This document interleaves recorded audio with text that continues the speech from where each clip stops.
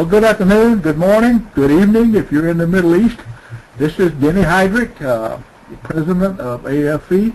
Well, I'm welcoming you to our November edition of our monthly free webinars, free to members.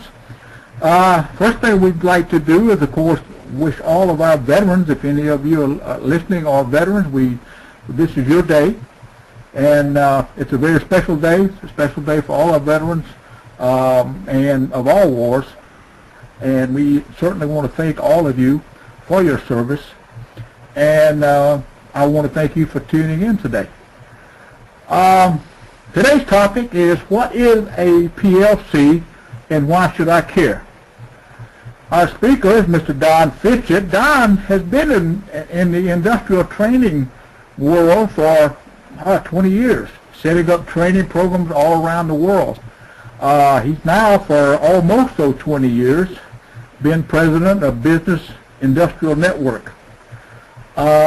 He is an author and a sought-after speaker, and we feel fortunate to have him today. So without further ado, and with a short introduction, I want to turn it over to Don, and good luck. Thanks. Thanks, Danny. Well, hi, everybody. I'm Don Fitchett with Business Industrial Network, and I see a visual screen up here. Just a second.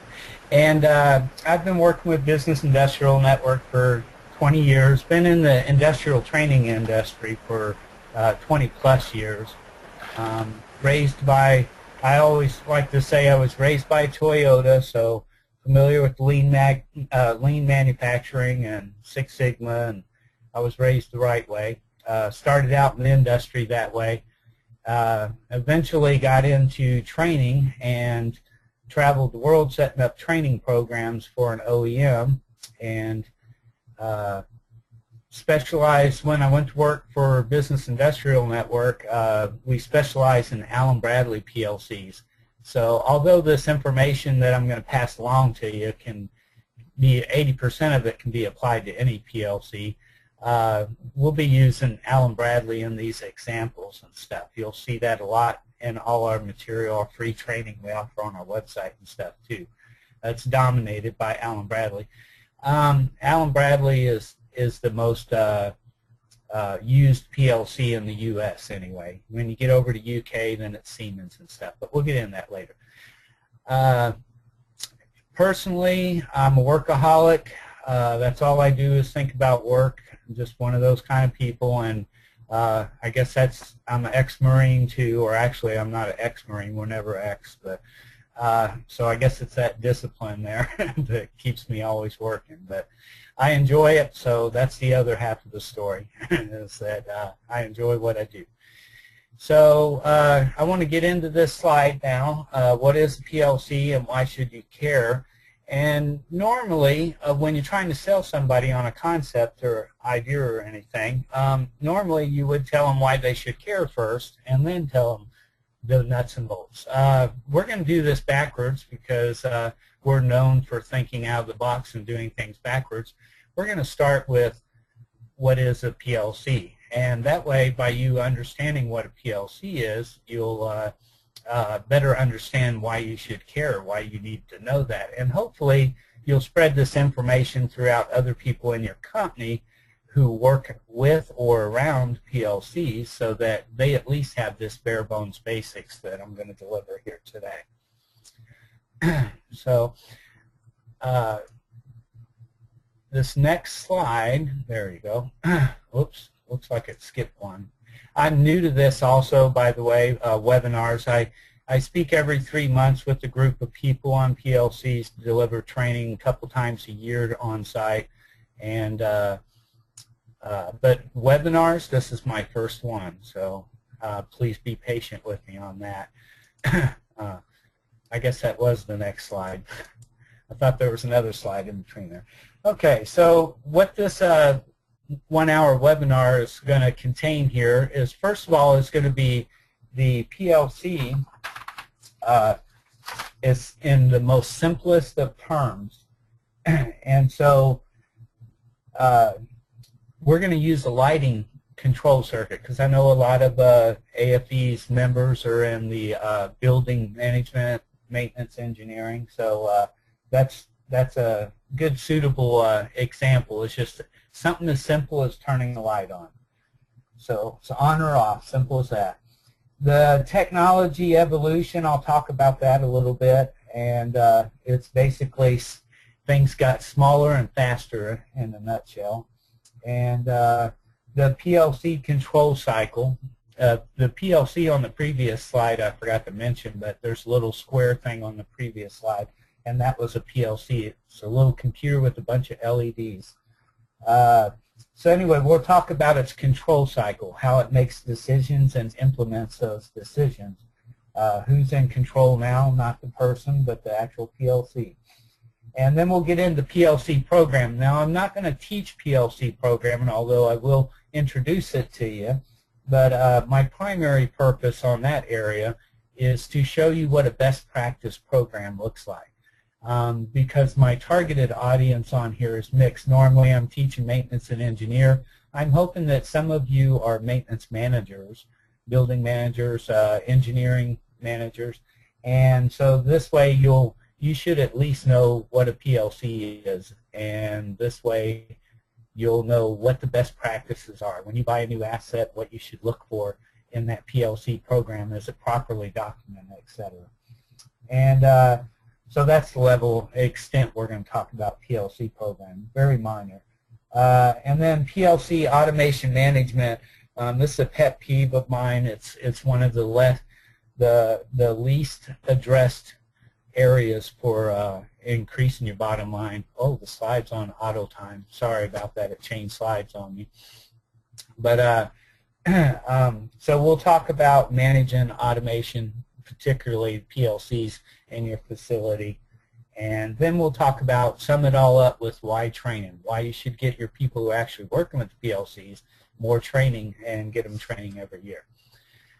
So here we get to the PLC lighting control, and like I said, PLCs are very simple, or I'm going to simplify them. And I need to turn this PowerPoint's auto-timed sequence off. Excuse me for just 1 second here.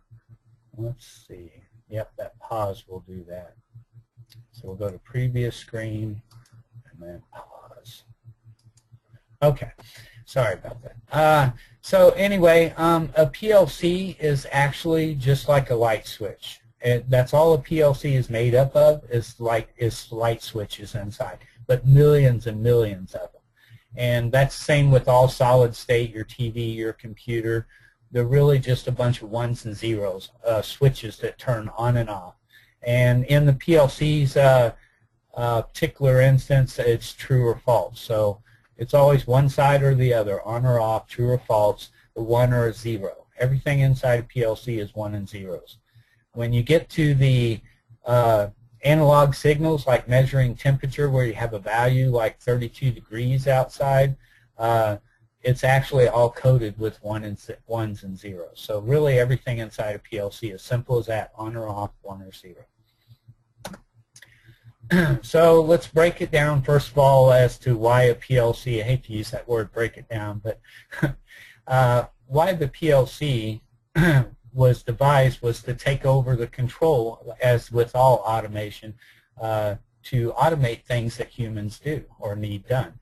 And in this case of turning a simple light on, the person is the controller, their eyes are the sensor.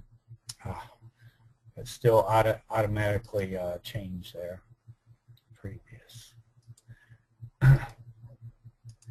So the person is the controller, and their eyes are the sensor that senses, is it dark? Do I need a light turned on? And if the controller, the person, makes the decision yes, then their action will happen, an output or an action will happen. Their hand will turn on the light. So that simple process of sense whether it's dark, if dark, then turn on the light. And a human does that all the time, you do that all the time, and now you're going to see how that evolved into automation and technology taking over doing that for you. So on this slide here, we're showing we've replaced the human with a automated device. It's actually a switch with a motion and a light detector on it. And so the switch is actually the controller itself too. So it makes a decision whether to turn the light on or not. And plus it's a sensor that senses whether there's motion in the room or whether the light's on.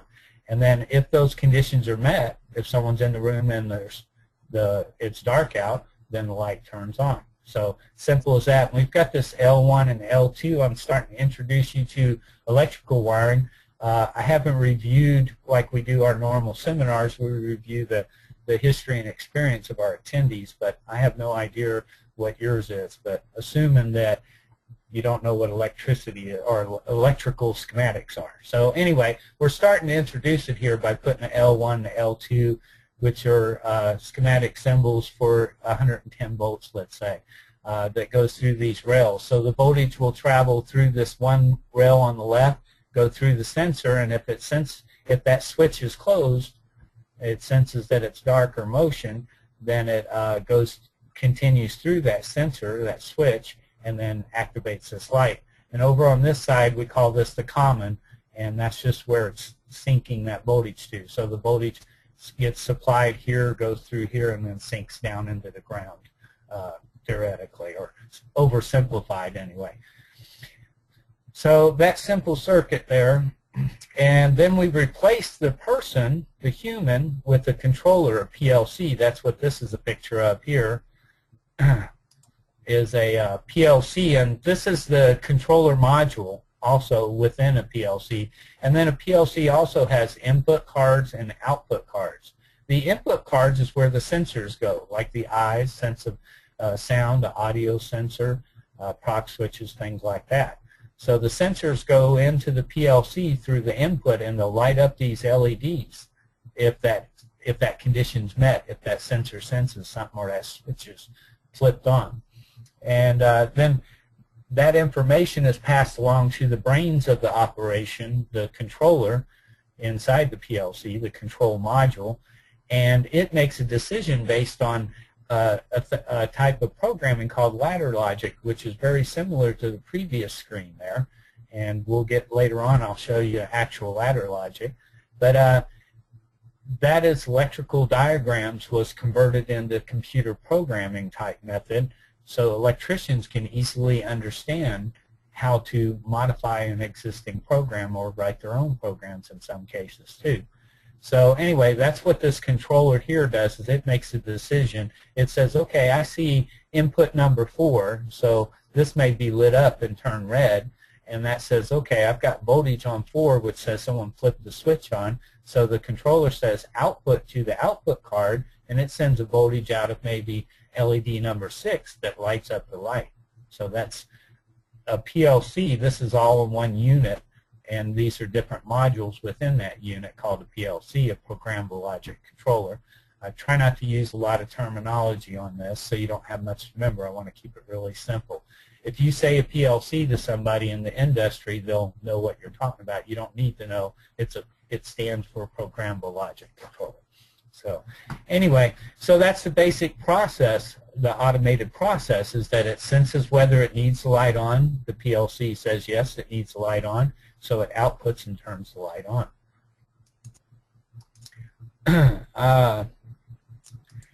This one here, technology evolution. In the olden days, we automated that process where you previously seen the light being turned on, the decision being made. That was all hardwiring and relays, and those relays are your switches that would open and close.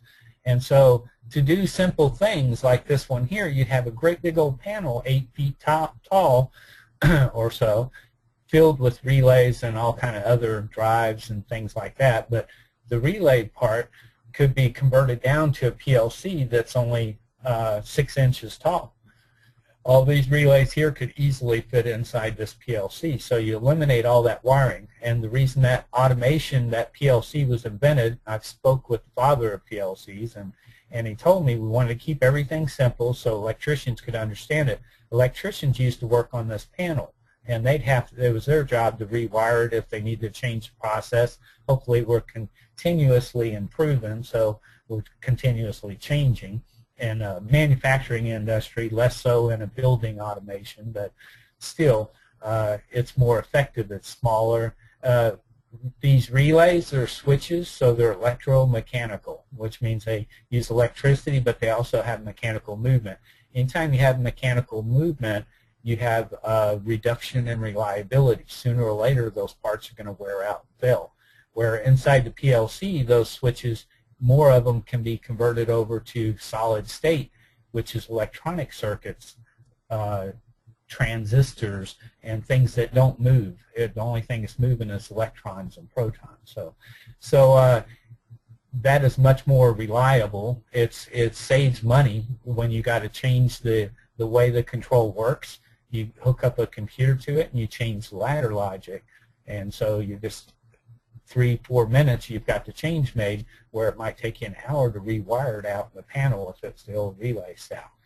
So this is the relay style, and then you had a bunch of push buttons in the olden days. You had a bunch of push buttons on a panel, and that's how the operators interfaced with the PLC, with the machine, the equipment being controlled.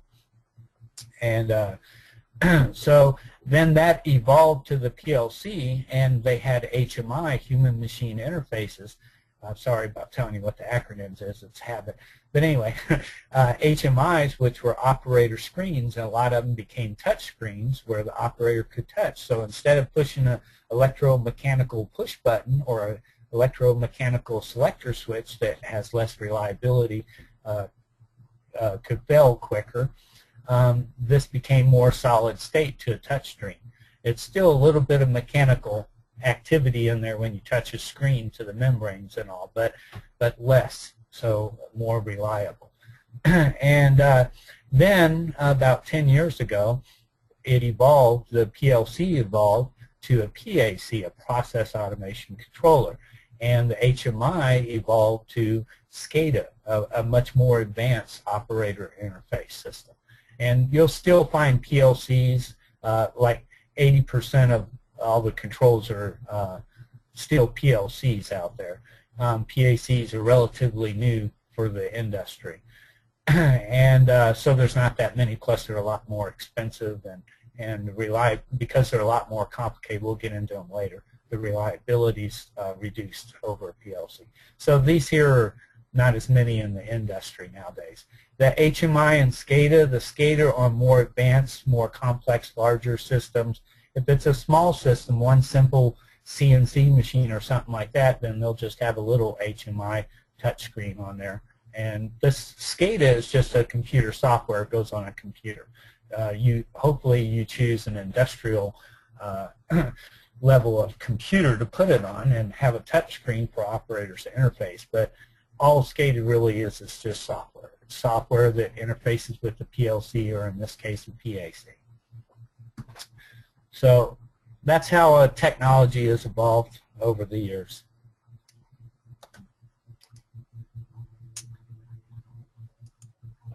And so then we get to this PLC scan cycle. And a scan cycle is just that simple process of turning a light on and off, where step one is to scan all the inputs. So the PLC is told to go out and look at all the input cards and see if the push button is pushed on or off. If it's on, then it may light up this LED. And that records that in a memory in ones and zeros. There'll be a 1 on terminal number 0 if that's where a push button is wired and someone's holding down on that push button.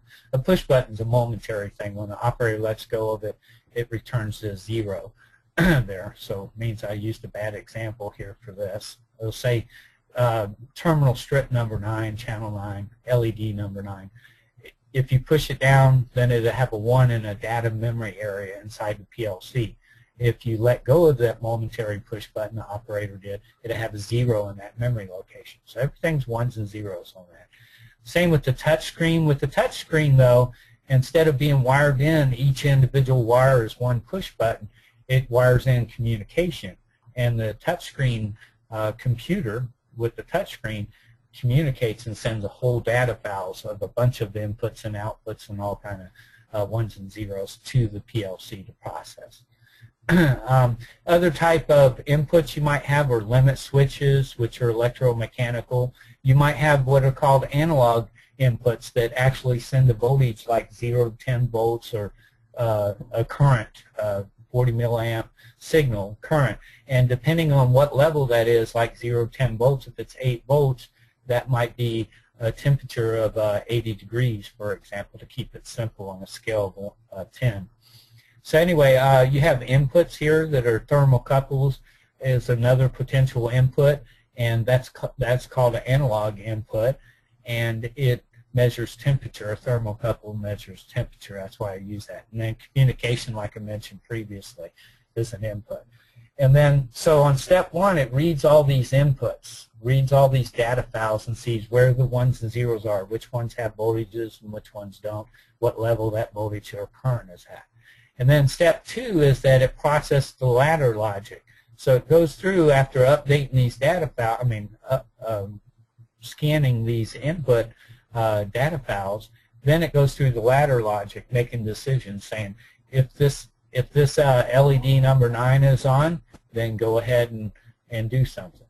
And it uses what's called Boolean logic: if, or, and, then do something. So over here it may say if number 5 is on and number 10 is on, then turn number 6 on the output. And that could be what's called a rung of logic inside the ladder logic inside this processor. So it scans it looking at these locations that were written inside here and then outputs to the output. So step 3 is it updates all the output data files, which turns on relays and outputs voltage. And you can have analog outputs too that vary a motor speed or something to that effect. Indicator lamps. You can output to the touch screen. Typically that's done through communication though. Motor contactors. A lot of the PLC, when it's outputting, these outputs can't handle that much current. So a lot of these outputs actually go to relays. But in that previous panel where you've seen a bunch of relays, that was relays being used for internal control plus relays driving outputs that drive bigger relays like motor contactors, which are bigger relays, and driving motors that draw a lot of current stuff. Because this little card, it can't drive that much current. So that's why they wire them to relays on the outside. So anyway, the scan cycle on a PLC, and this is true with all PLCs, is that it starts with step 1, scanning the inputs, step 2, process the ladder logic, step 3, update the outputs. And then it starts that whole thing all over again. Step 1, step 2, 3. So it's in, process, out, in, process, out. And it's just a continuous loop monitoring, whether, just like you had a person standing in the room waiting for it to get dark. And as soon as it got dark, they flipped the switch on. Well, luckily we have PLCs now, so we can let the PLC do all that and not have to have a person in there. So by automating, we're freeing up people and increasing reliability and stuff.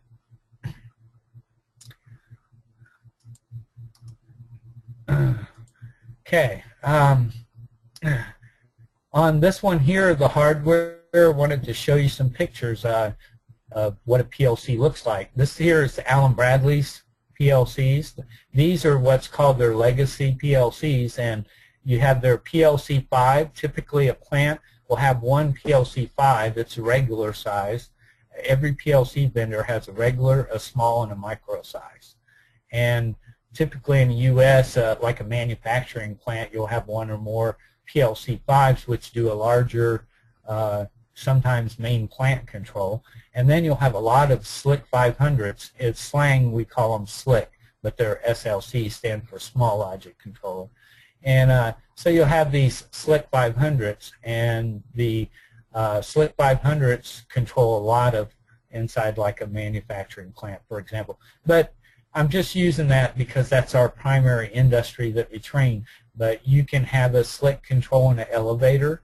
There's a lot of SLCs that control traffic lights, remote water pumps. A lot of our customers are waterworks and utilities, and their remote pumps are controlled by SLCs. And they're in all industries. Something I forgot to mention on the very first slide, why you should know about PLCs. PLCs control all the machines in all the industries in all the world, and control all the infrastructure in all the world. So your water, your power, your elevators, your pumps, your cooling towers on top of your buildings, all your manufacturing machines, even CNCs. Numerical, that's a machining type machine. Numerical controller has a PLC that it's passing information to, and the PLC is doing things like telling it, is the door shut, so it's safe to go ahead and start machining apart and things like that. So they're everywhere, and that's why you need to know about them. And they're controlling your bottom line. So if you look out in the manufacturing plant, just imagine all the machines, each one of them's got a PLC in there. If you've got a bottleneck in your plant, imagine that PLC, if that was to go out, you want to know things, you want to manage that PLC, have backups of the program, etc. So anyway, then you get down to micro size, and these are less functional, of course, than the regular size or small. The micro size typically are less functional. There's exceptions to every rule, but they're made on a small footprint, so they can fit like underneath a conveyor in a warehouse or manufacturing plant or something. And then just to show you the new PACs, how they look very similar to a PLC, we put a picture here to show you. This is Allen Bradley's PAC with the control logics, and it is the regular size. So over here where you have this great big old steel PLC 5, which is made many years, decades ago, now the full size one is smaller than it, and it's plastic and lighter, a little bit less durable. If you push on the corners of that, you might have some issues with the backplane because it's just made lighter. Just like your old cars and stuff, your old cars were nice heavy steel. You lean on the fender of a new car, you might put a little dent in it. So it's kind of basically the same principle. But anyway, they have on the PACs like Allen Bradley, Rockwell Software, their brand of PAC, they have the control logics as the regular size, then they have compact logic as their small size, and then they have flex logic, which is their micro size of PACs. So just to give you a little review of them and the different sizes that you have there.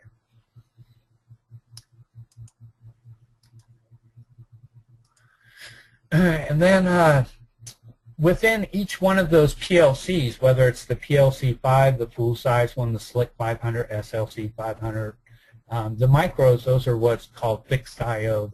They're not modular, but can be. There's exceptions to every rule. You can add a couple modules to them if you buy that accessory. But anyway, on the we're using the SLC 500, SLC 500 as an example, and it has 5 processors. So as that PLC evolved, it first started out with the 501. We've got it wrong here on the number. It's supposed to be 501. Then it went to 502, 503, 504, and 505. Each step in the evolution of the processor module that plugs into the PLC, they added more memory, quicker processing, quicker speed, more memory, more speed, and also adapted the communication for it. These ports on the front, this is a battery on the front, but this here is a port. And in the olden days, it was just RJ485, a standard industrial communication protocol. And then later they said, hey, we need to add RS-232, which is standard computer communication protocol. Some of you might remember that computers used to have 9-pin serial ports on.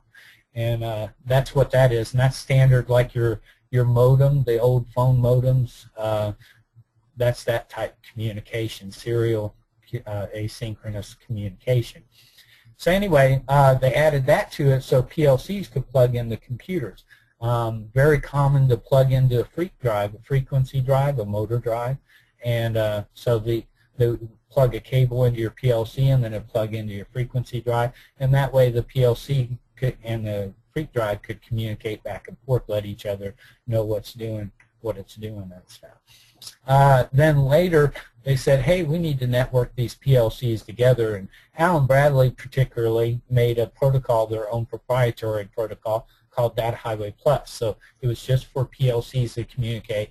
If someone got online with the PLC with the computer, you couldn't hack into the computers via this network because it's dedicated just for industrial protocol. It doesn't have the communication language. It's like me trying to talk to a cat. It's not going to happen. So, then the final stage of evolution on here is that they migrated to Ethernet port, which is really nice. It's much faster than the 56K of a Data Highway Plus, but it also increases your risk, because any high school student can hack into Ethernet. so that's something to think about too. There's procedures to take, and we've written quite a few articles on that we'll share with you later in other slides, links to it and stuff like that. After I'm done with this, I'll be make sure that Rachel sends you all a copy of this PowerPoint with the instructor notes. Right now I'm talking to you off the fly. I'm not reading instructor notes, but I do have them written down on a PDF copy of the PowerPoint, which we'll share with you. And there'll be links to articles that expand on each one of these too, so that'll help you out a lot too. And that's what I was talking about with the communication on there, the security, industrial networking security. We got a good article on that. Hey Don, this is Denny. Yeah, sure. I don't mean to interrupt, but we have a question from one of the listeners. It says, do you always need hardwire between your PLC and your SCADA, or can you also use internet connection? SCADA. You spelled out SCADA, and I was like, what's SC? Okay. Caught me off guard there.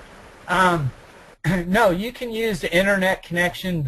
There won't be any hardwire other than the actual internet connection is your hardwire from your PLC to your SCADA, or it will be one of these other communication protocols like a DH485. It could even be an RS-232 port on there, a 9-pin serial port.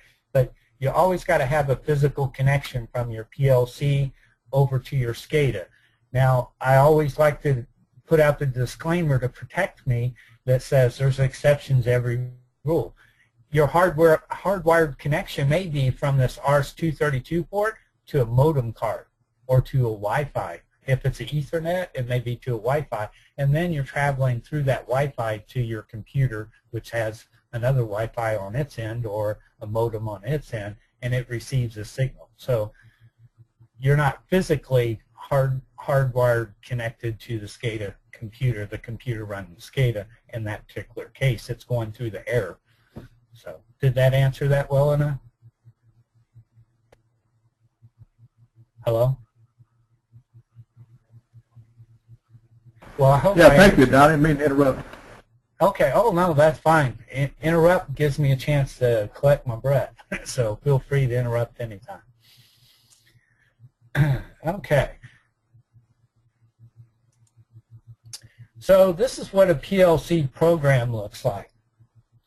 And this screen here, this is RS Logix. This is Allen Bradley Rockwell Software. They were two separate companies. One did the hardware, one did software, and they merged together. So some people call them Rockwell, some call them Allen Bradley, both the same.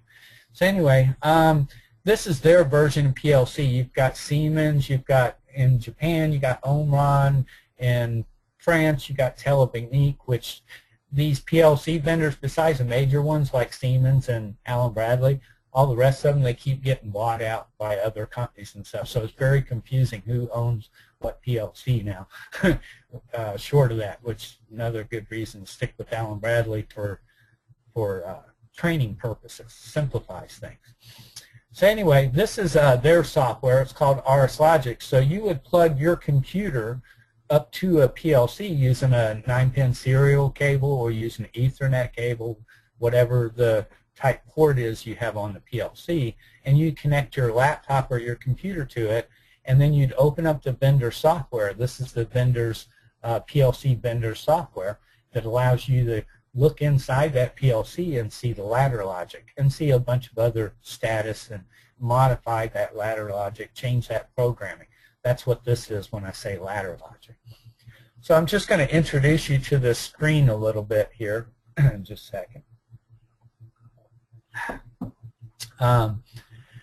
So up here you'll see it's standard Windows compatible software, so it has the standard pull down menus like edit and stuff.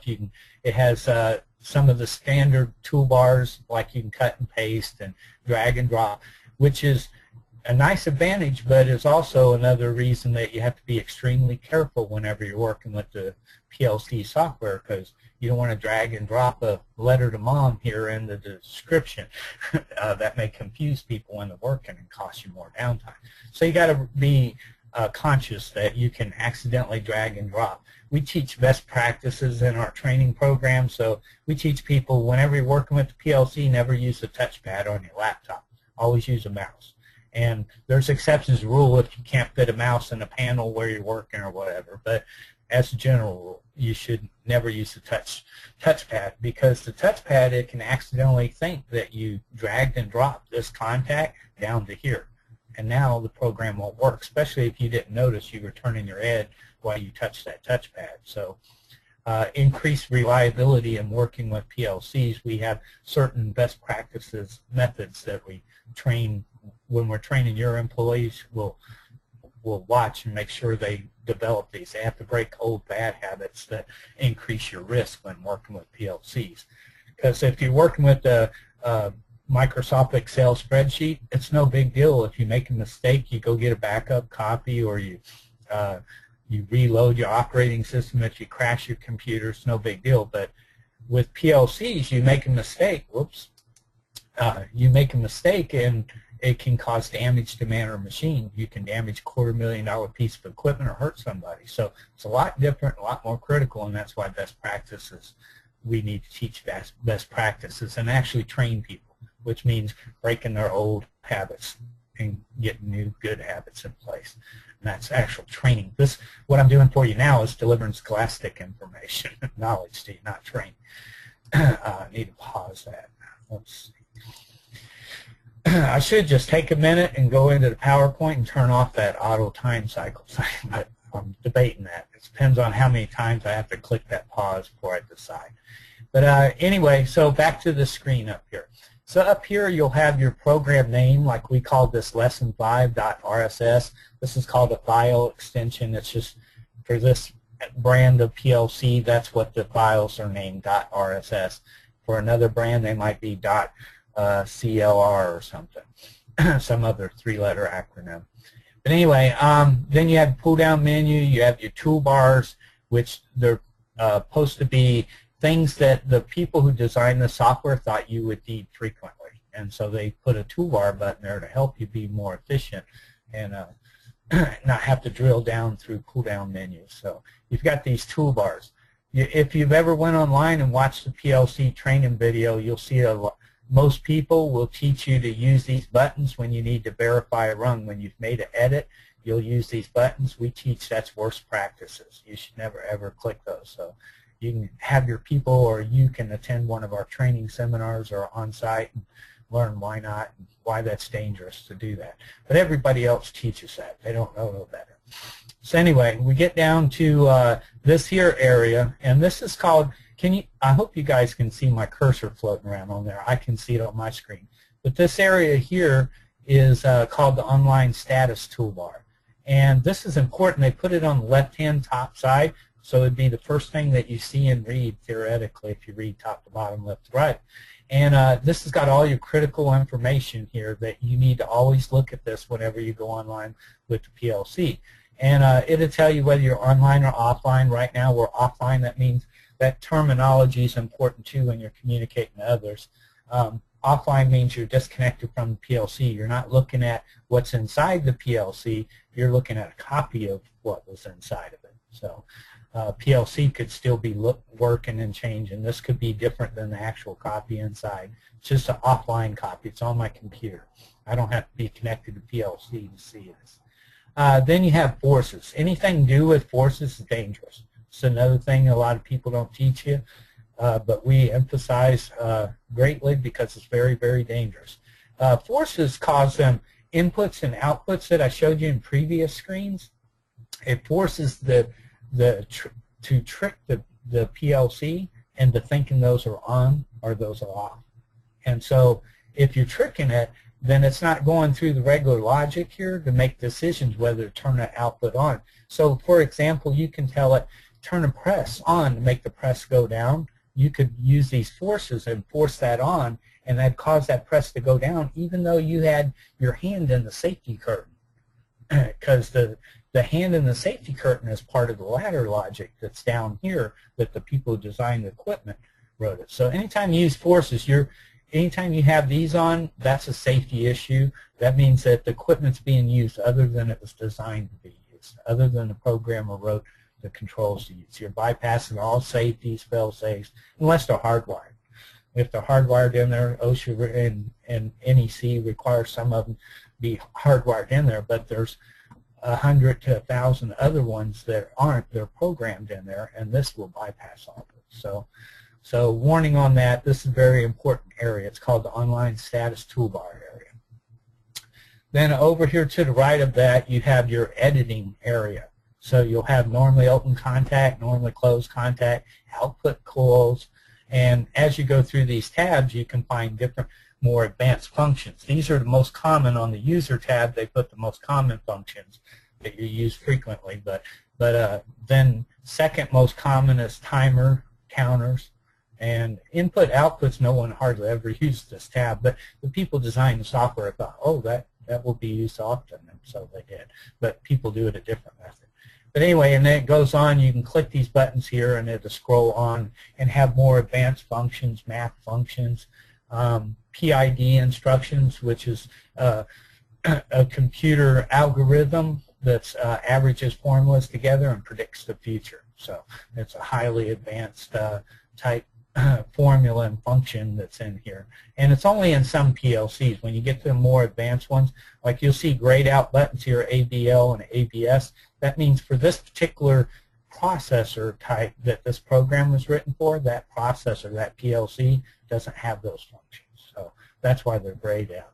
And if you needed those functions for your particular processor application, then you'd have to upgrade your processor to a more advanced one that's got those functions.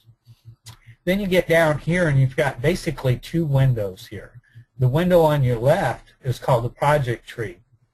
And this is just like on my computer or file manager on your computer, where you have all your folders, and then folders or directories, and then you have your files, your programs inside of them. Well, this is the exact same thing, but it's inside the PLC. So we're looking at a copy of it, and this is how the information's organized. That's both in the PLC, but also in the offline copy of this program. Over here on the right is ladder logic, and this stuff here, this yellow and green area, these are all called documentation. They're not stored inside the PLC. They're only stored on your computer inside this program. So then whenever you connect to the PLC, it syncs up the information stored inside this program, all the documentation, with the current copy of the actual ladder logic. This thing down here is called a rung of logic or circuit in hardwiring, but it looks just like electrical schematics, and this would be your L1, and this would be your L2 if it's AC. If it's DC, this might be your positive and your negative, depending if it's sync or source. But anyway, so this is a rung of logic. When people talk about I had to modify a rung, this is what they're talking about. You had to modify this. And then if it's best practice programming, every rung of logic should have a description describing what that rung does and any special instructions pertaining to that rung. There may be a timer in there, and if you increase that timer more than 10 seconds, it will damage the machine. So then the programmer, people who design the equipment, should be documenting inside the rung, says never increase this timer past 10 seconds. So things like that go in the rung description. You can have a whole paragraph or 2 paragraphs, as much as you want in the rung descriptions. And then these area here, the light yellow, that's called an element description. That's a description directly associated with this address. This is a memory address. Inside the PLC, it's got to organize and store all those ones and zeros. It stores them in what are called data files. And these data files have memory addresses, so that this ladder logic knows where to look, and it looks in this memory location, this data file number 3, word 1, bit 4, and if there's a 1 there, it will highlight this green, like up here, it shows it highlighted green. And that lets the person using the software know that, hey, that condition's being met. Right now, I've got a, that switch is turned on, or that sensor is sensing motion, or that prox switch is sensing metal, proximity switch is sensing metal, things like that. Then it'll highlight green, and that says that condition's being met. Sure. Hey, Don, it's Denny again. Have a couple of questions. Sure. First question is, are addresses pretty standard with the different PLCs, or does each vendor recommend a different? In other words, I guess the question is, are there standard addresses across the industry? No, there isn't, unfortunately. There isn't standard addresses. Like in Allen Bradley, another reason we like to use them for training is that they have, their addressing makes sense. B stands for bit. They have O stands for output, and I stands for input. So in their addressing, those first letters are different. And their formatting, their syntax, is different among different PLC vendors too, unfortunately. But if you go to an Omron, then the outputs might be X and the inputs are I. So you're like, what's X stand for? Nothing. They just, that was the letter they had left in the alphabet when they were designing it. So, so they do vary. The answer to your question is yes, they vary greatly. All right, thanks. And the next question, excuse me, what was the issue with using the verify file or verify wrong icons? Could you repeat what you consider to be the best practice? Oh, yeah, definitely, definitely. Up here, that question, for those who might not have caught it, the verify file and verify project, that's what these two buttons are for. And what they do is when someone makes a change here, like I wanted to add a condition to here, a third condition. There's already 2 conditions and then an action on the right. And if I wanted to modify this, then all of a sudden there's going to show up E's over here saying, hey, this rung hasn't been verified yet. Verifying says check it for syntax error, make sure I didn't write the address wrong. Like if I wrote X3 instead of B3, then when I went to verify this, it would say that's not proper, and it wouldn't verify, and it'd give me an alarm. So anyway, up here there's 3 different ways that you can, once you edit a rung, you can verify it, make sure everything's right, and make it final. You know, finish the edit, in other words. There's 3 different ways. There's these 2 buttons up here, which are most commonly taught by most people, and then there's one where you can right-click on the rung number, which this is rung number 00. Allen Bradley starts everything with 0. All their numbering was 0. So this very first rung is rung 0. And you right-click on it, and there's an option that says Verify Rung. And that's the best practice method. That's the way we teach. And I knew that somebody would probably ask, you know, hey, why aren't those the best practice? You know, why is everybody teaching the worst practice up there? And that's why I said, because of the length, we only have an hour here. I said, attend one of our seminars or bring us on site to train you, and we'll explain that. But since you asked, now I've got to go ahead and answer it. And the thing is, when you say verify file, over here, I haven't finished explaining all this to you, so I'm kind of jumping ahead, but over here is the subroutines, and these are called files also. Unfortunately, Allen Bradley used like 3 different terminologies for these, but they're subroutines or program files. And so when you say verify file, whatever current file you're looking at, like right now I'm looking at ladder 3, the lights subroutine, or lights program file. And if I click the verify file button, then it will go through not only this rung 0 that I edited purposely, but if there's 50 rungs or 100 or 300 rungs, it will go through all 300. And if anybody else accidentally edited something and you don't even know it's there because you haven't looked at that rung yet, it will go ahead and verify it. So now you go back online, you're going to run it, and all of a sudden you got a problem. You're going to think it has to do with your edit here that you just changed on this rung, because that's the only thing you changed. But really, down on rung 187, there was a change that was made 10 years ago that never got verified, so the PLC ignores it. because it hadn't been verified. The PLC sees the original run until you actually verify. So 10 years ago, somebody was using their touchpad and accidentally did drag and drop down there. It didn't affect the machine negatively or anything because that change is being ignored right now. But once you click this verified file, then now that run 157 is all of a sudden verified too. And you'll spend hours, days, weeks trying to troubleshoot saying, I can't understand it. All I did was change this. How's it making something totally unrelated go wrong? So that's the reason that we say never ever use those, is because it verifies all the runs, not just the one you're looking at and you're intentionally doing it. It says go through all of them. And when you verify project, all these subroutines together equal the entire project. So that means, like, we have one program we use in class. It's about 10,000 runs. So that means that when you click verify project, it goes through 10,000 runs. And if that program, like that particular program, is 16 years old, so that means in 16 years there could be a lot of garbage in there, what we call garbage. People made edits and didn't verify them. They're just sitting and they're waiting for some unknowing person who hadn't been taught properly to click on one of these buttons.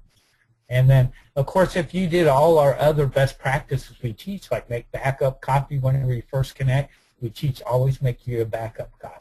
So that if you get in there and you're messing with something and you find out, oh, I messed it up, I can't figure out what's going wrong, all I did was change this, I put it back, it's still going.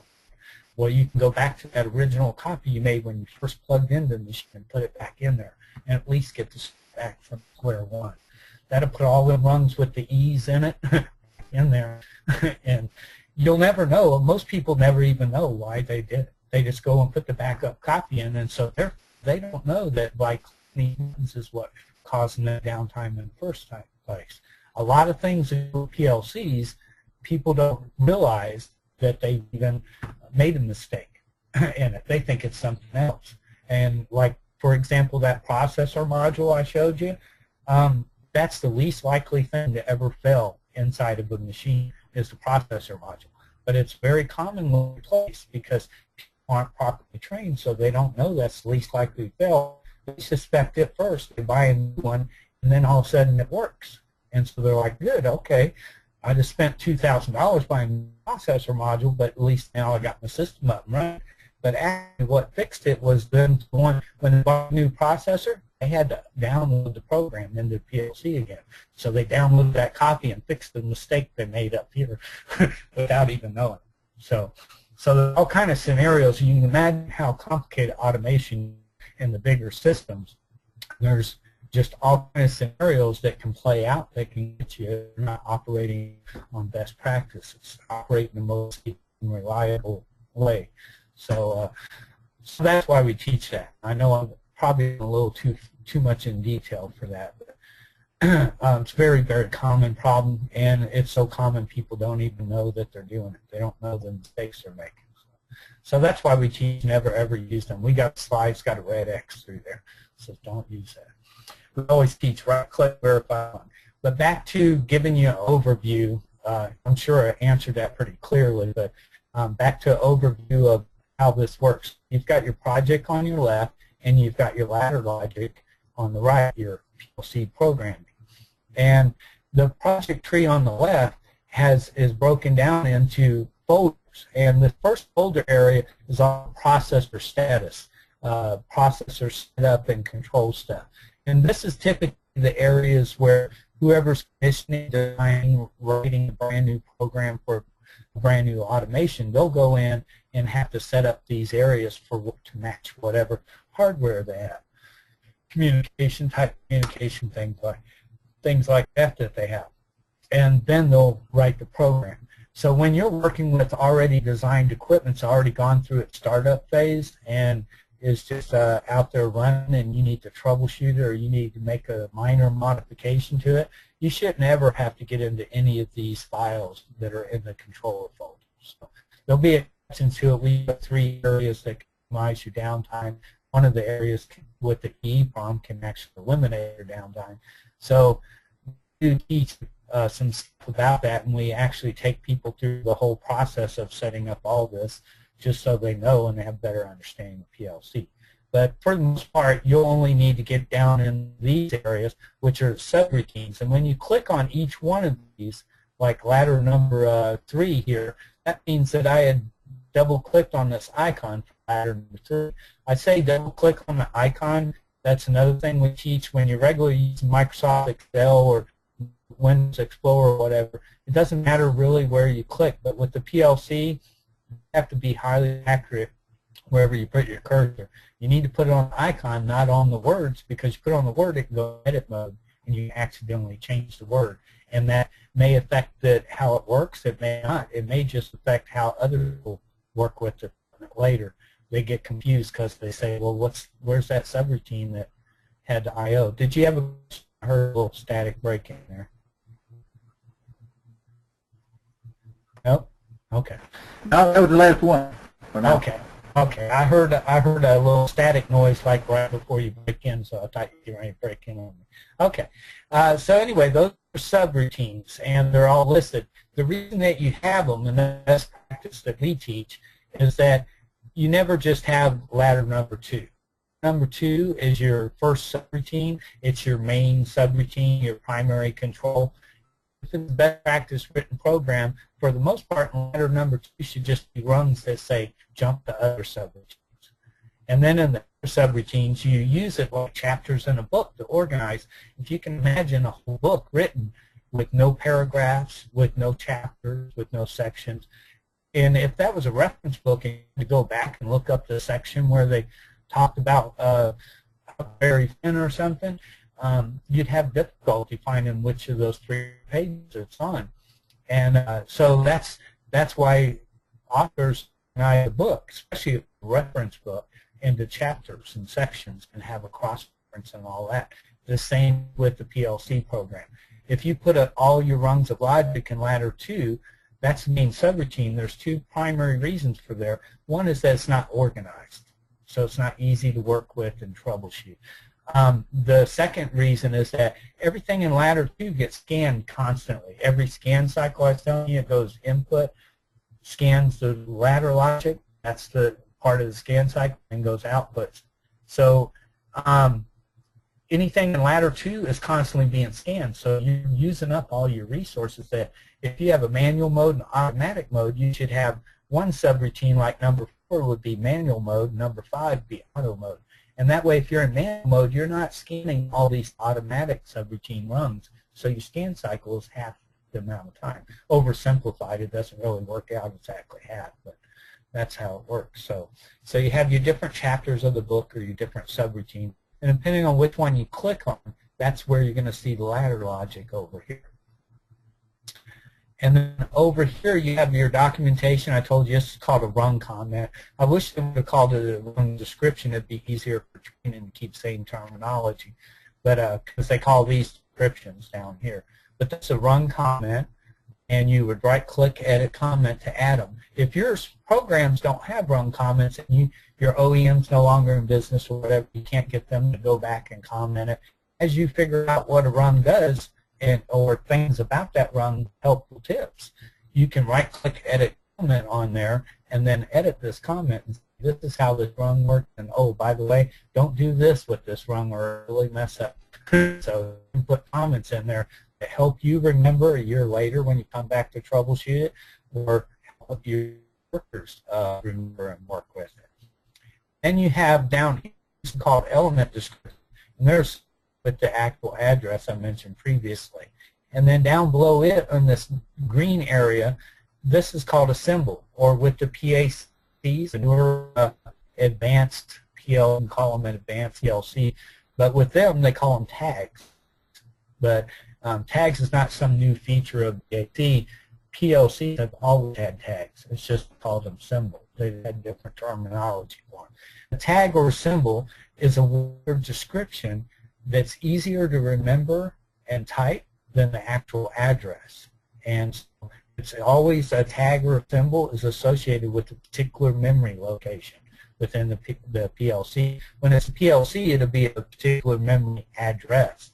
In the PACs, they took away a lot of your access to like all these controller properties. They took that away, took away your addresses in your organizing of data files, and it's just tags, and the memory locations are virtually out of your control. So with the PAC, you don't have an address down here. You'll just have a tag or a symbol for it, and that's whatever the person writing the program makes up. So we can always say here, B3 is always an internal bit. It's really easy to understand, communicate to the people, and no matter what Allen Bradley PLC anyway you grab, B3 is always going to be an internal bit, which means an internal memory location. It gets changed by the program. It's not a real-world output that turns on the light or something.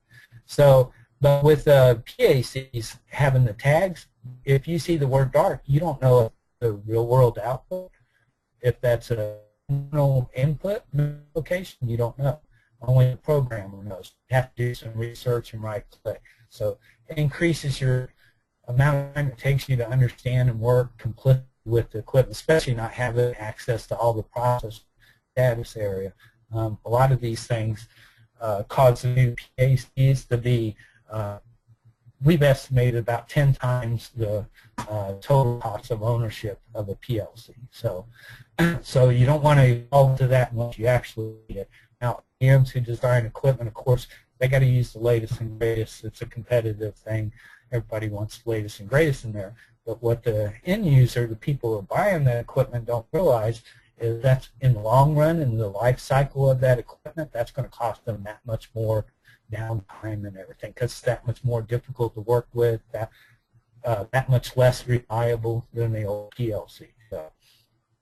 So whoops. Oh, I just the easier way to move my slides up and use my scroll button on my mouse. So didn't think of that. Okay, so anyway, so on this rung of logic, we have rung 0. All the numbering with Allen Bradley starts with 0. Everything they do, their address, their very first output address will be on slot 0, bit 0. So that's how they do their addressing, their number. All starts with 0. So anyway, here you have a rung of logic, and we're using internal bits. B. If they have O, if they said O3 colon 1, that means they're an output. They're a real-world output we're monitoring over here. But these here are internal bits. So anyway, the rung of logic uses Boolean logic. And so always a new rung starts with the word if. And then it says, if this happens, if it's dark, in other words, and anytime you have 2 on the input side, the condition be met side, anytime you have 2 in series, you use the word and in the middle of them. So this is an if dark and if motion, and then when you have the output side, you always use the word then. So it's then do this, an output or action to take place. In this case, it's an output to a relay. Actually, it's an internal bit, B3, but that internal bit would have another best practice, which is called a cross-reference subroutine, which would connect this internal bit to an output address, O colon something, and that would actually turn the light on. So it says, if this and this, then turn this light on. And if you have a branch over on the left-hand side somewhere on the conditions to be met, if you have a branch, that uses the word or. So if I had a branch down here, and I said, if it's dark or if it's the weekend and you've got motion, then turn the light on or something like that. So if you had a branch down here, it's or. Over on the output side, the action side over here, the right-hand side, then if you have a branch, it's the word and. So then it's do this and do this and do this, et cetera, et cetera. So anyway, that's one rung, one circuit equals one rung of logic, and that's in one subroutine, ladder number 3.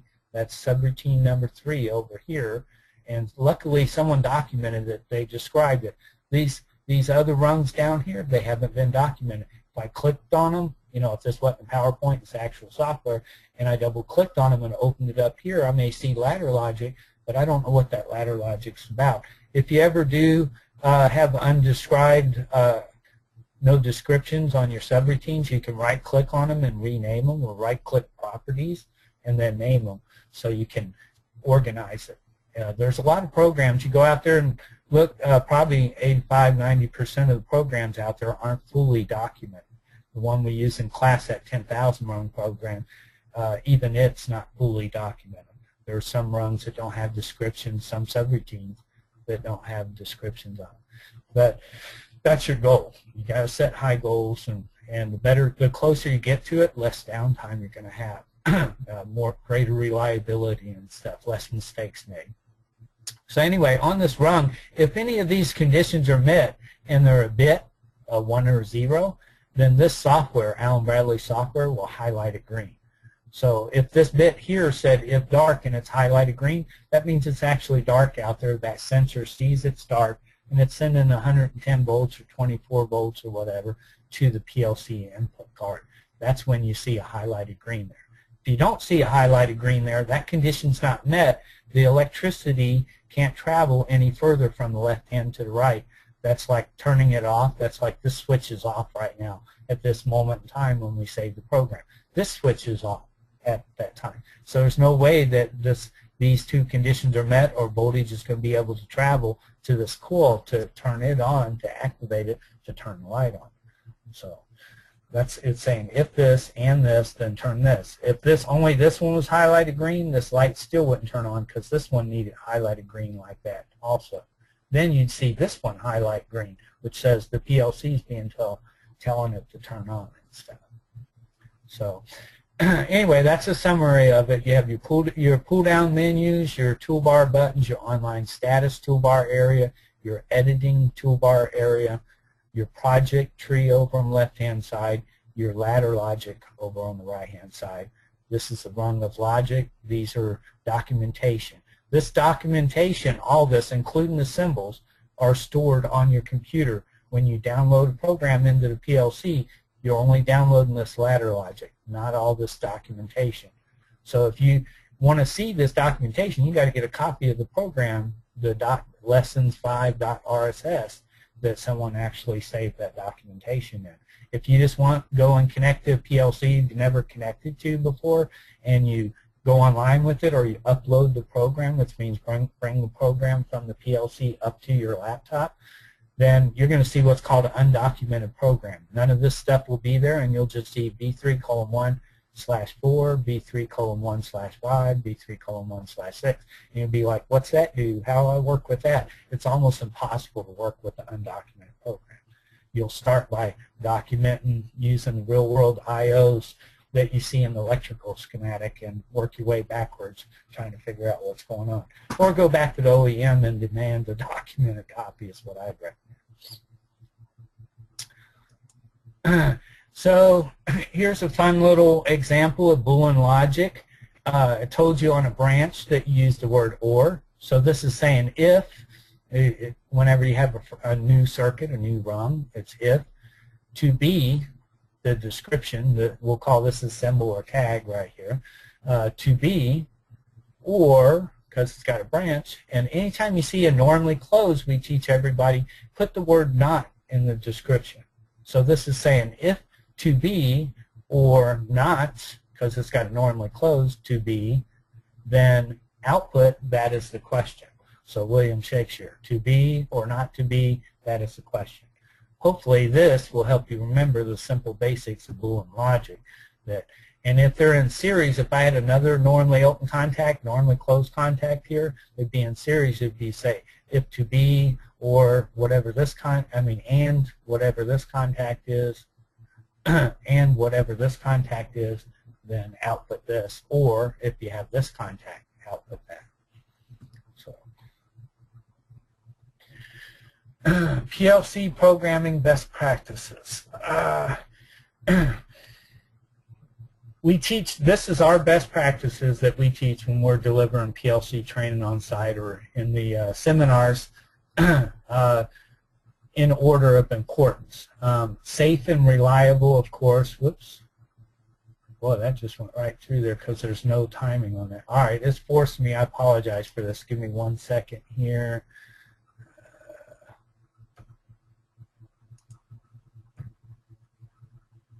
Slideshow, use rehearse timing. Sorry about this, people.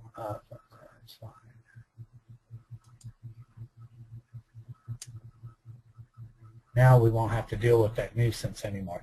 Okay. So anyway, safe and reliable, of course, is your first most important objective in programming. But then second, and this is opposite to what I was taught in school, and still today many are still teaching the opposite of this. But second should be easy for the layman to understand. That's the second most important thing when you're working with a PLC, modifying programs, writing brand new programs. You need to pick the methods that are easiest for the layman to understand.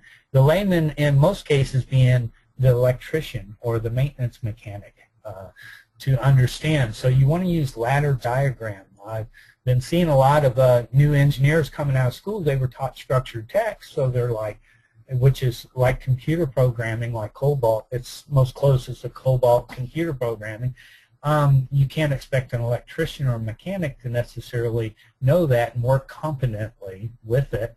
Even if they do know it, they read some stuff online and figured it out, you know, this and that. They're not going to be working competently with it because they didn't go to college and become a computer programmer. So, or they're not an IT person, you know, things like that. So heads up on that. You want ladder logic because you want it easy for the layman to understand.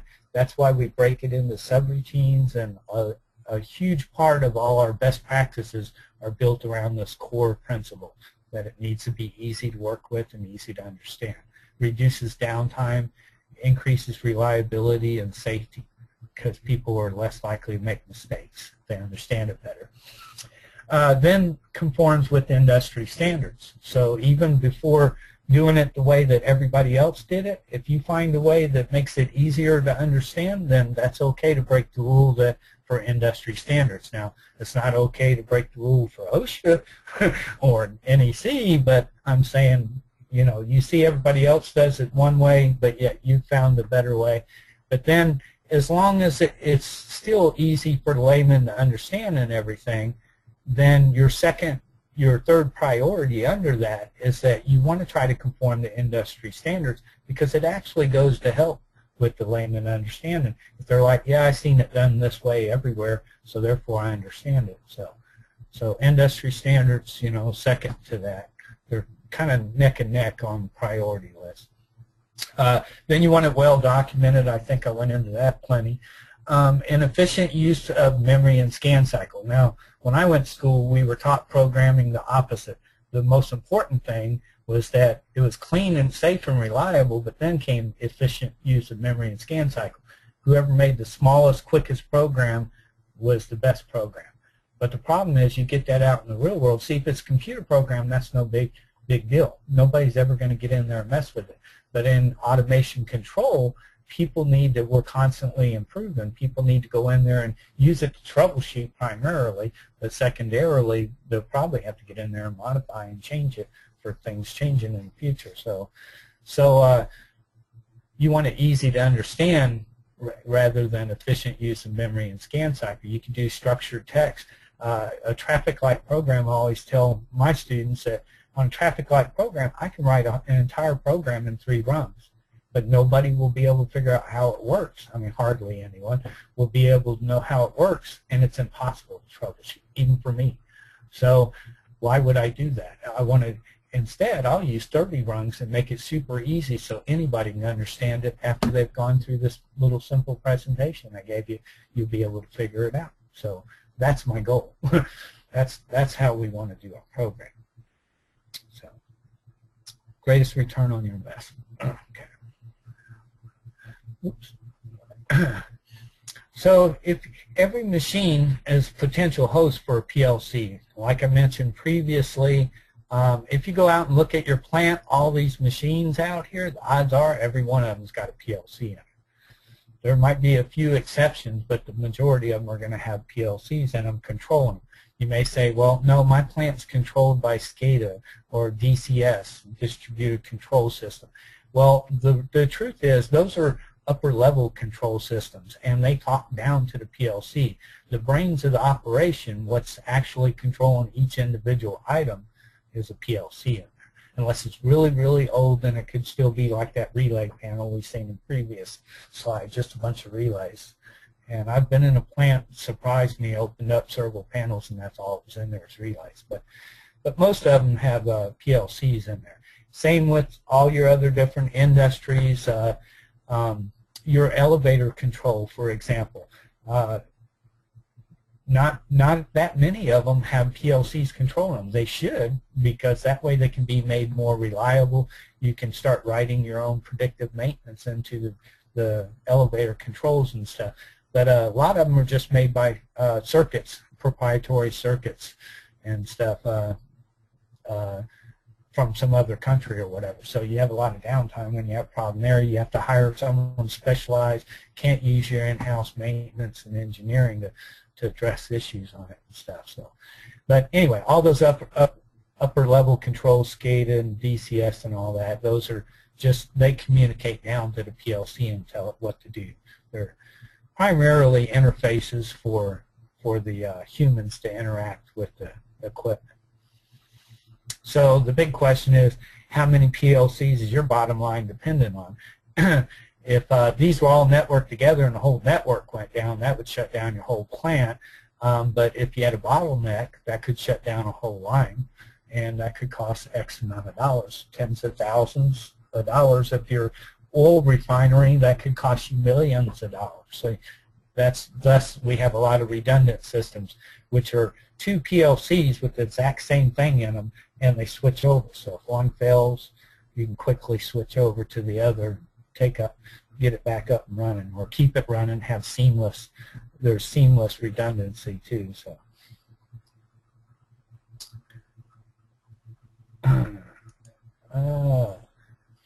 okay. So this here's a little video that I've got that I want you to watch. Some of you may have seen it on YouTube, but it re-emphasizes the point. Just speak up if for some reason it doesn't show up on your screen. I don't know how these webinar interfaces will work with this, but I'm going to give it a try. Hopefully you can hear it.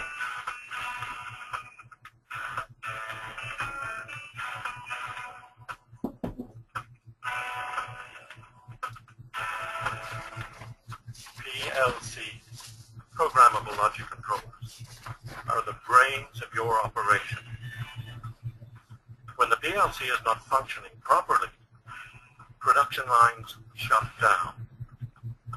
Even entire manufacturing plants shut down.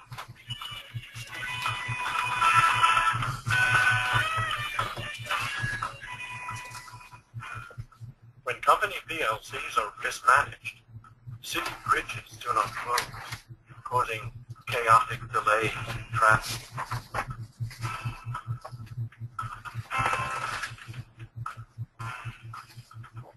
Water treatment plants cease to operate, denying water to people in their homes.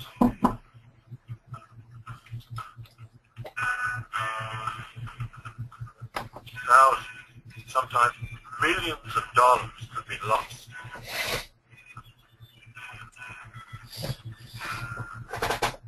By problems in an electrical panel. From one little PLC that you never even knew existed.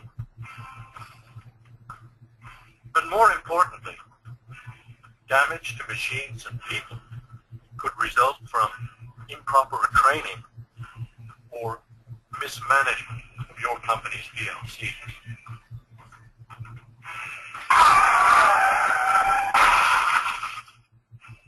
Reduce equipment downtime risk with our PLC training. Okay, let's see here. I don't see my interface up here anymore. I'm wondering if I'm still connected to y'all. I'm going to check here. Yeah, there it is. Okay, you're still there. Just wanted to make sure of that. So that little video, whoops, gives you a good example of, kind of damage that could happen and stuff from mismanagement of PLCs, not being properly trained, things like that. And like I said, most time people don't know what they don't know. So even if the individual who makes a mistake knows that he caused it or she caused it, then their supervisor may not know that. So So it's good to have a little bit of knowledge like I'm giving you here today to at least have a better sense of what's going on and know the possibilities. And hopefully you'll pick up on some things you didn't even know you didn't know. So that's what that's about there. I'm trying to minimize my view here so I can see my whole slide. It's not doing it though. Let's see, examples taking. So yeah, the amount of time, it takes X amount of time and stuff. Typically to troubleshoot and trace back and find out what limit switch, what proc switch is not making, what's not causing that problem, typically takes about 8 minutes to do. So if it's taking you eight minutes or longer, if it's taking you longer than 8 minutes to figure out why the machine, what made a working machine, it was working perfectly, all of a sudden not be working perfectly, then you probably need some more training on it, because they're relatively easy to trace back through the program, through those rungs of logic to do that.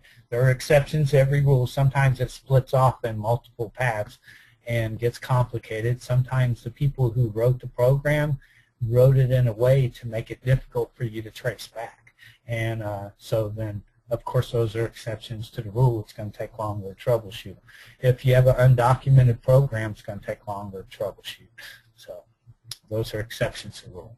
Typically, it should take you about 8 minutes to figure out any problem with it and what's going on once you're fully trained on it.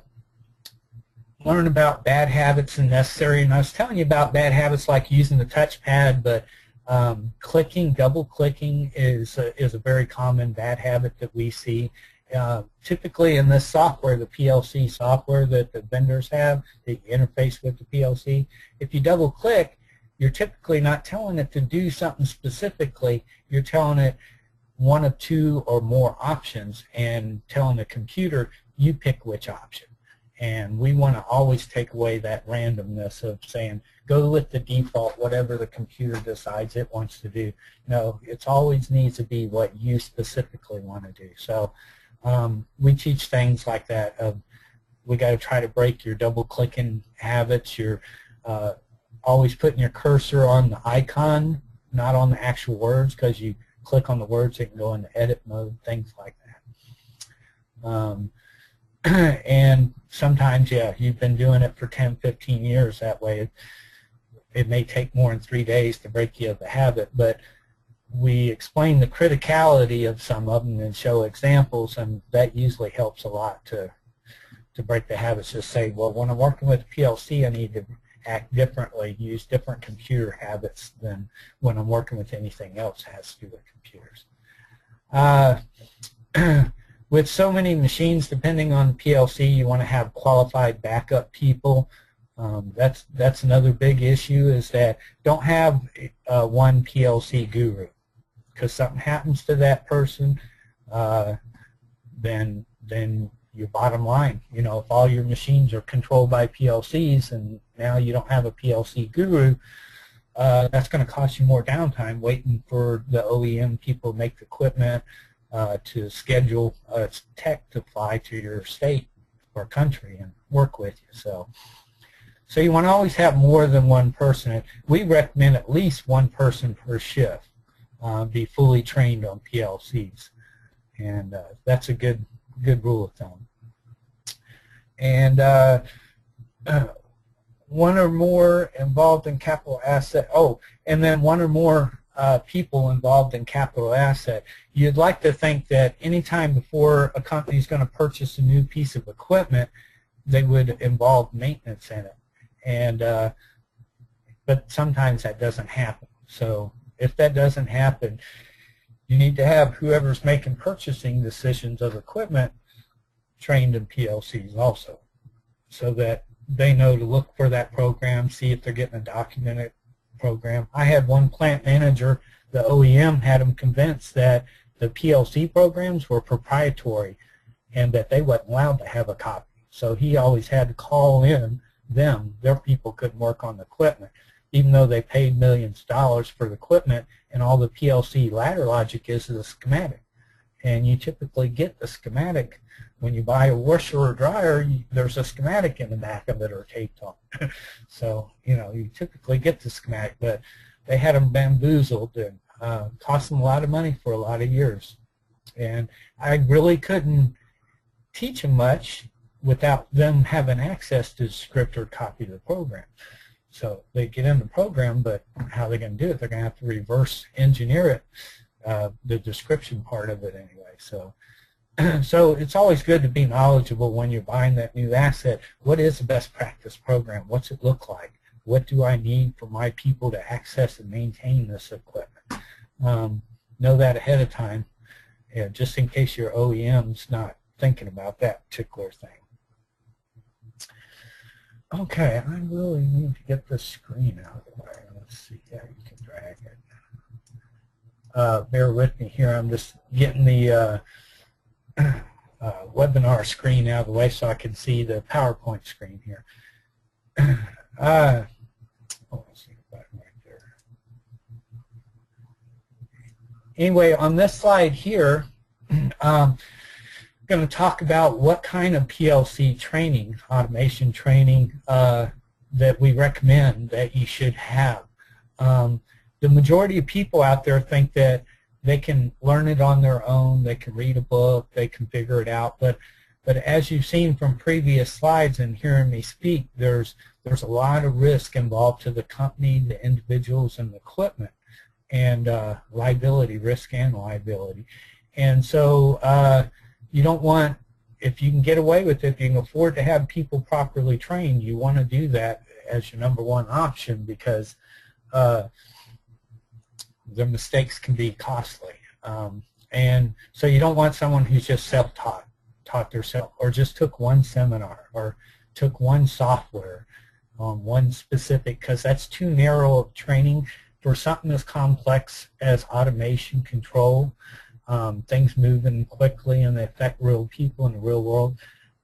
You want to have as well-trained people as possible, and so you want to have diverse training, for one thing, not training from one vendor, not training just from us.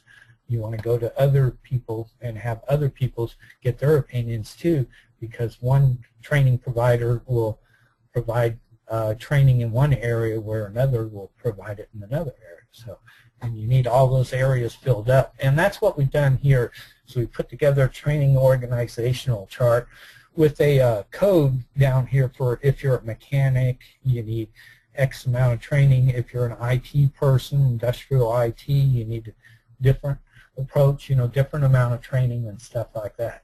And start with, before you start to learn PLCs, you need the basics of industrial electrical training. And so that's what we're saying here. And we've got these 3 color-coded icons that go down here and say if you're a mechanic, you need the basic electrical training before you start your PLC training. And then if you're a commercial electrician, you need the industrial electrical, so that you can get familiar with that, because you're going to have things like solenoids and thermocouples hooked to it. And if you're a commercial electrician, you may not know what a solenoid or a thermocouple is. So you need to know that before you start going into PLC and troubleshooting it. You troubleshoot it down to thermocouple, and then you don't know what a thermocouple looks like by knowing the machine. So anyway, you need to have the basic industrial electrical training. If you're a commercial electrician, maintenance managers, it does them well to have that too. Most of them do. They evolve to that state. But anyway, if you don't, it would help to have that. And then you get to your PLC training foundation. I can't really state or know of name any other training provider that gives you PLC foundation training. This is your safety, reliability, and best practices training. It includes commissioning and managing PLCs in facility. A lot of things that I've mentioned in previous slides here. Most providers don't do that. If you go and do an online PLC training course, you won't get that. You'll just get the scholastic information.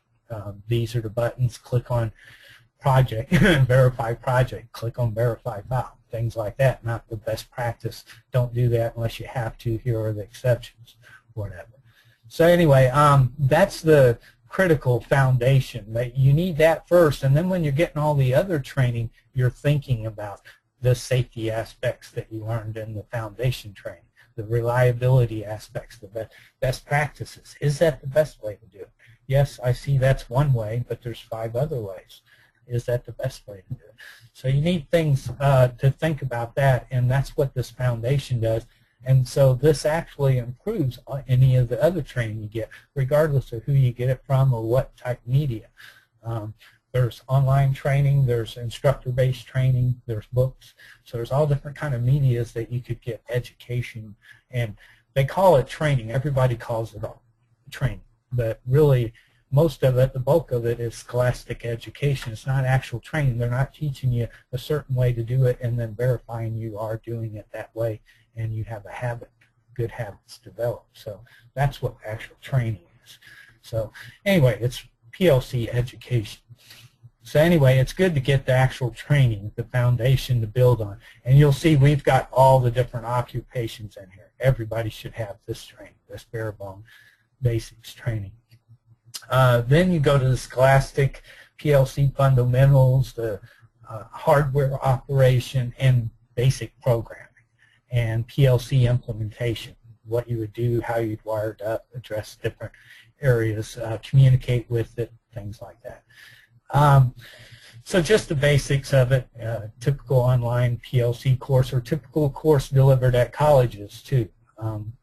Colleges are really good for scholastic training, not so much for the real world, but everybody's identified that problem and they're all working vigorously to address it, to close the gap between college training and what's actually needed in the real world. This here PLC foundation, this is what's needed in the real world. All the rest of this stuff is college training. You can basically say it's scholastic training. Some of it, depending on your media and stuff like that, like we have a troubleshooting training software that we sell, and it actually develops this troubleshooting skill. So that's not scholastic, that's a skill. And it's specifically designed to simulate the real world and everything and develop that skill. So that's different, that's an exception to the rule, but most of this stuff's scholastic. So anyway, you get to the scholastic basic PLC training, then you need to learn the troubleshooting. And like I said, we offer a software that does an excellent job of this, a whole series of software that teaches you on electrical troubleshooting and takes you on up to PLC troubleshooting and then advanced controls troubleshooting.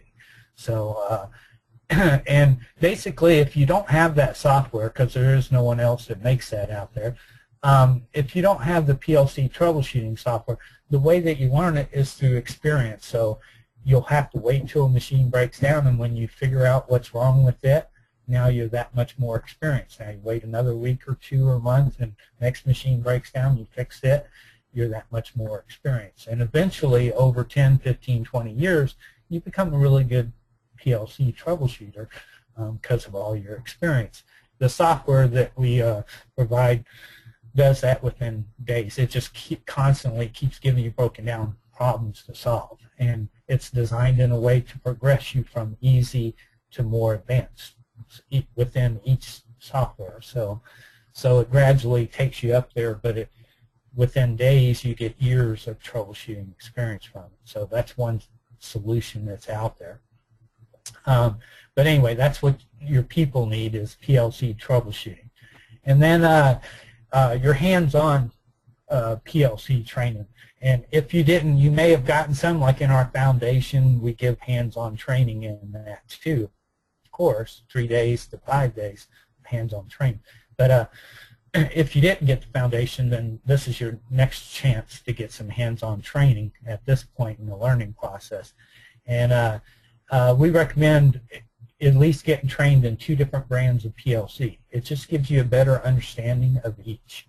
So if you already know Allen Bradley, grab the Siemens. That's the second most common, by the way, here in the U.S. And then, or whatever your particular brand is in your facility. If your facility doesn't use Allen Bradley or Siemens, then you might learn your core foundation on Allen Bradley.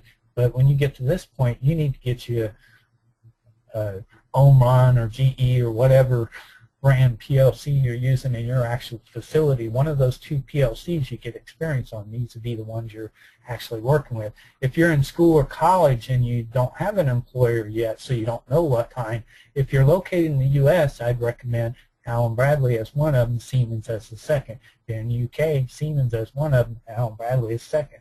So you might want to go with Omron or one of the others, GE, et cetera, et cetera.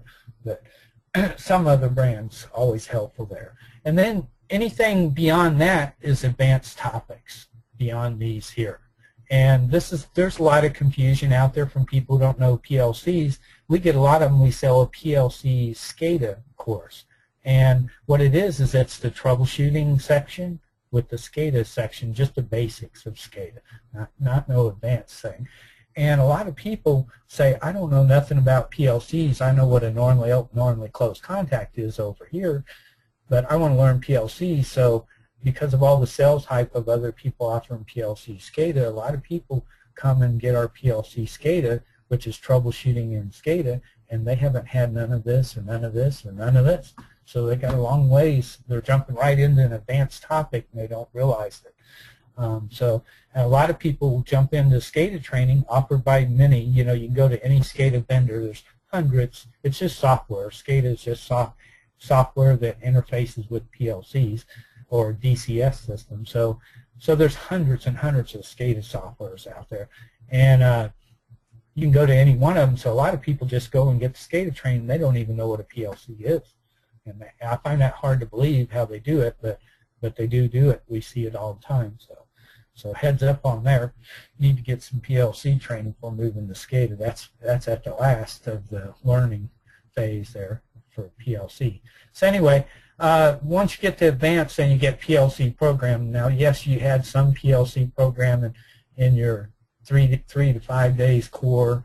In your Scholastic training, you get a lot of, this is how a PLC program looks like. This is what instructions do. So you'll get that in that area there. But here you're getting more intense and focused only on PLC programming, structuring it, more advanced programming topics and stuff like the PID instruction and stuff like that. File shift, moving data, things like that. Then you get PLC communication. You need to learn about these. In the foundation, we go over the 3 most common communication methods and what's most important to learn about it. But here is an opportunity to expand and learn about the different type networking, device net, control net, Modbus, things like that. Learn more about Ethernet. A lot of people assume since everybody uses the internet that they know about Ethernet. Your maintenance people and stuff could get some extra training on that, because typically anything they've learned on their own or online. So if you can get them extra professional training on the Ethernet, that'll help them out since everything's going to Ethernet connection. So anyway, different type communications, and then you get up to the advanced PACs. Now, a lot of people don't know the difference between a PAC and a PLC. It's a process automation controller. This is the new advanced PLC, for lack of better, just short 3-word description. So anyway, that's what it is. But it's actually a computer. It's targeted towards IT and computer programmers. So therefore, you need a lot of this. You need communication knowledge. You need programming knowledge. It'd be very helpful if you had computer programming, or at least the IT knowledge here. Before you get into PACs. And of course, you want to learn about PLCs before you get into PACs. That's only a part of a PAC, is that it's got a built-in PLC. So it can have ladder logic. We had one customer who said, okay, our guys need training on this PLC. Really, it was a PAC, and the entire program was written in structured text. There's no way their maintenance mechanics are going to be able to work with reliably, safely, and reliably and understand that program. And so they would need to go to college and learn computer programming so that they could work competently with that. So that's only happened once, but that's an example, an extreme example of it. You need PLC training and be highly competent with PLCs before you move on to PACs, process automation controllers. And then you have more advanced topics like PIDs. Python is a very common computer programming language used with SCADA, so it helps to get in it. Managing SCADA database stores information, data about your process, so learning about database and database queries and stuff is very helpful too as a background before you get to SCADA and you start actually working with SCADA and stuff. And so this is our recommended learning path. You can see it's not just one software, one video course or something like that.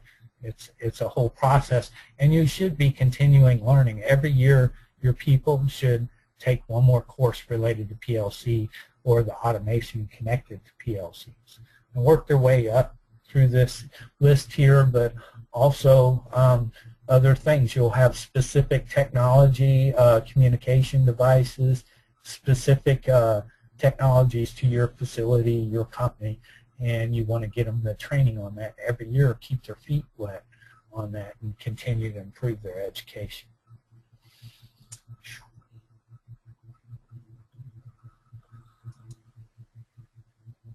Okay, so take a swig of water here just a second. This here, training methods, this is a chart for your reference.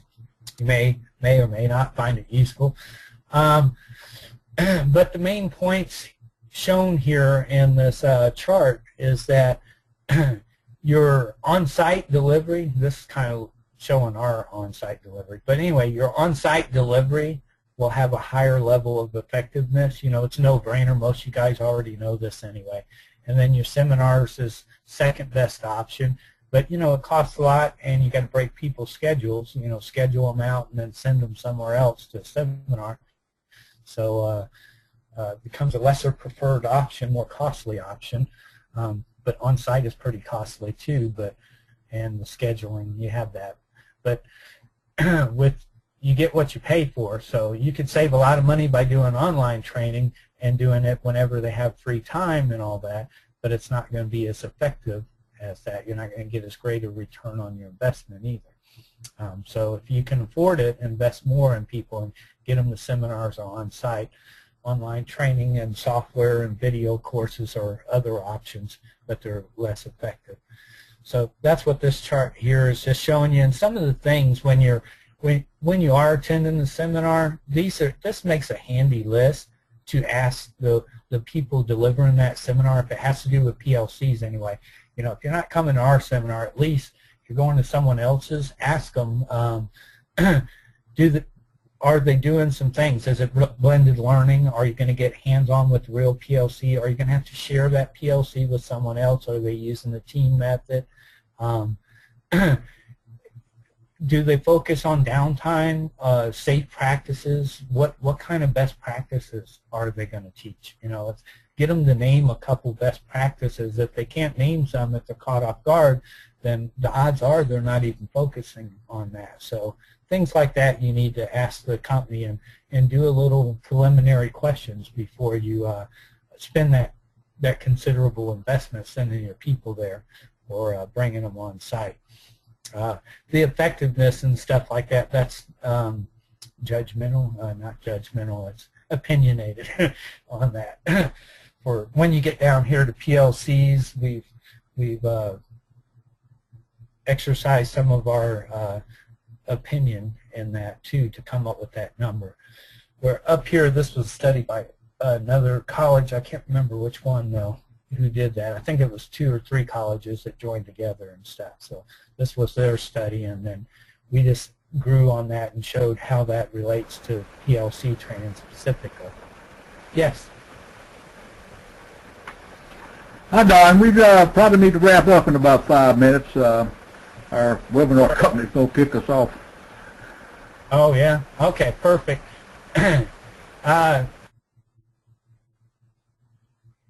See the next slide? This is us wrapping up. It's like I knew, and I'm not kidding. See? So this ends the 1-hour AFE webinar, a little bit short of an hour, but we got to wrap it up and stuff. And I want to give you an opportunity to have questions, but before I do, I just want to let you know that we're going to get you copies, and you can email Ben95 or DF. That's my personal email, but you can email Ben95, ben95.com if you don't get one, and we'll send you a copy of this PowerPoint PDF format. And the reason I'm telling you this is that it has extra slides here that if I had extra time I was going to go through. But with each one of these slides, there's instructor notes. So what I thought I might say has been written down in those instructor notes. So it's as if you're getting an extended webinar by getting that. So we'll get that to you. And, oh, that's that slide I was telling you about. We cross out the, this another thing, save as, is people wouldn't believe, you'd never guess that by just clicking that save button is not safe and reliable. So you should always do a save as with, if you're using ARC's Logix 500 Rockwell software. So, and you'll learn why in this slide when you read it and stuff. So anybody got any questions or anything? Or is it time to quit, Denny, or do we do questions? What's next? Yeah, we've already been about an hour and a half. This has been one really? Yeah. Oh. Yeah, time flies when you're having fun. But I tell you what, you've covered a lot of material, and there's been a lot of interesting material. I know everybody. I mean, we had some guys that has hung out with us, and so we may have to have you back again next year to pick it up, and maybe get into a little more intermediate type session.